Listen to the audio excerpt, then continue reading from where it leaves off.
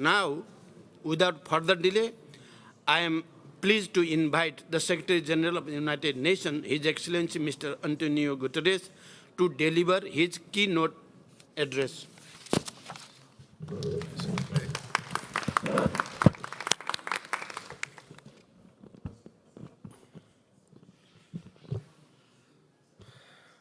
Dear Prime Minister, Excellencies, friends, it is a pleasure to join you today, and I thank the Prime Minister for organizing this important event. Just weeks ago, I was standing in the mighty Himalayas on an unforgettable visit to beautiful Nepal, enjoying the most wonderful hospitality that I could ever imagine. And I'm very grateful to the government and the people of Nepal for their warm welcome and for the opportunity that they provided to me. And it is deeply shocking to learn how fast the Himalayan glaciers are melting, and deeply distressing to hear firsthand from local communities about the terrible impact on their lives. Nepal and other vulnerable mountain countries are being pounded by a crisis that is not of their making. The country has lost close to a third of its size in just over 30 years, a direct result of the greenhouse pollution hitting our planet. That means swollen lakes and rivers, flooding, sweeping away entire communities. It means rising seas threatening communities around the world, and melting is accelerating. Unless we change course, we will unleash catastrophe. The glaciers could disappear altogether. And that means massively reduced flows for major Himalayan rivers like the Indus, the Ganges, and the Brahmaputra. Deltas decimated by salt water, low-lying communities wiped out, millions of people forced from their homes, and floods and droughts accelerating around the world.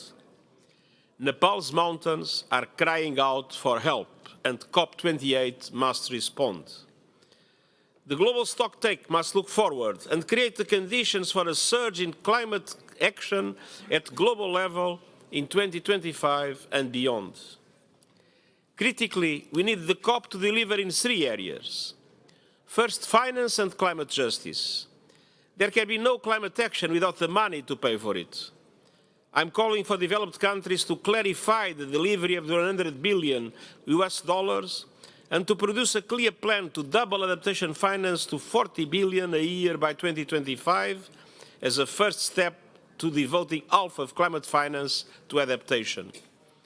But those sums are dwarfed by the scale of what's needed. So we need the outcome of this COP to call for a reform of the international financial institutions so that they reflect today's world and are far more responsive to the needs of developing countries.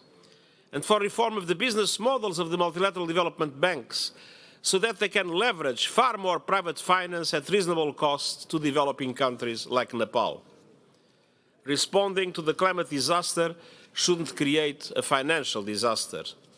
So we also need the outcome of the COP to support an increase in the proportion of climate finance delivered as grants and concessional finance. And I'm calling for countries to boost support for the Loss and Damage Fund.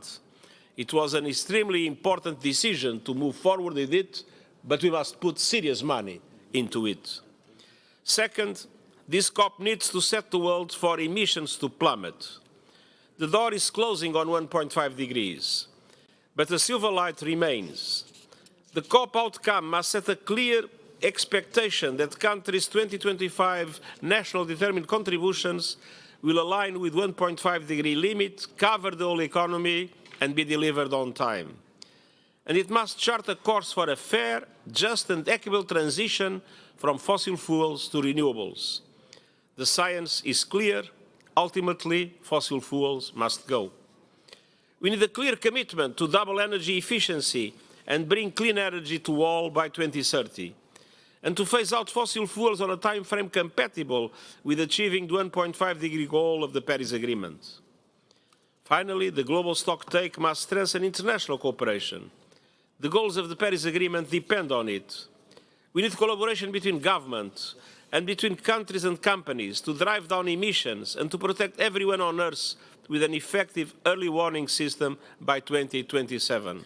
and Nepal is an essential candidate to have an effective early warning system.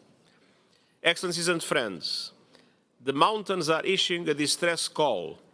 COP28 must respond with a rescue plan, and let's give our all to making that a reality emerges from the COP. Thank you very much.